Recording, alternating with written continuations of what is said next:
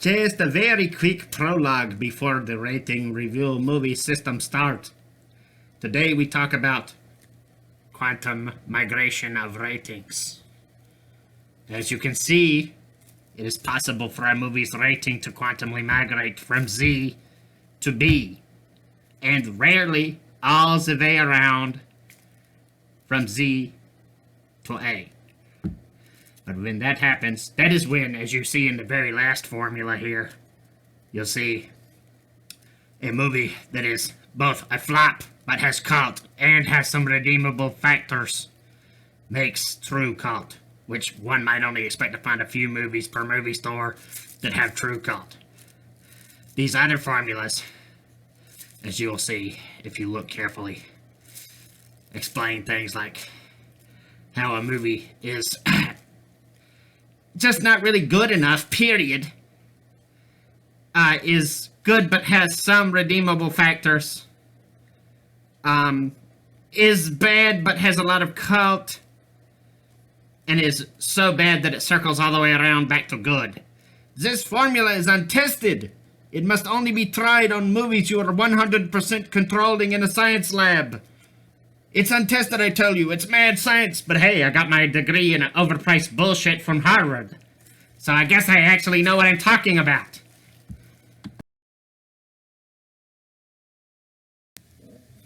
Alright, gang, it's time for some Q and A. About one of the, I think, probably the best bad movie I think I've ever seen. Billions of flushes in every single category, multiple billions. In every category. The movie I'm talking about, of course, is Spookies. Which is why I have Q's all over my chest. Because Operation Trust Me on this one, kid. This movie is bad. Really bad. Rip-off city. Every bit of it's a rip-off.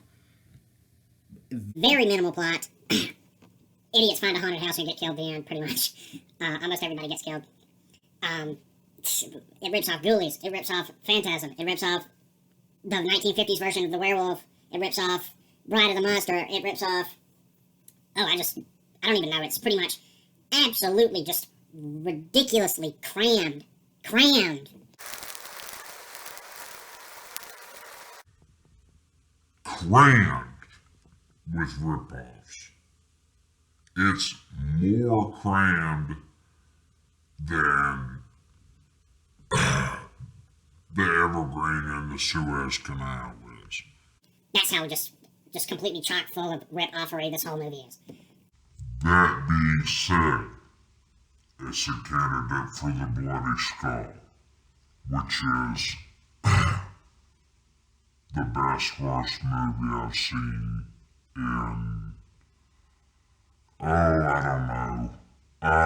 don't know, the best worst movie I've seen so far. And it's definitely, wow. It definitely is the worst, one of the worst. I mean, it's tedious, it's boring, it's very predictable. There's very few twists and turns. Maybe that's partially because I've seen practically every horror movie out there. But maybe not, I can't really tell, I don't really know. It's, special effects. The main reason they have infinity times infinity flushes just about is they're obvious ripoffs every single time they're used, period. And some of the set is really obviously foam rubber that's been sculpted to look like something. Overall, there are some glistening spots of hope that this movie is not just completely bad and terrible, where the special effects or some other aspect of the movie is done really, really right by somebody who really knew very clearly what they wanted the scene to have and be like. But it just,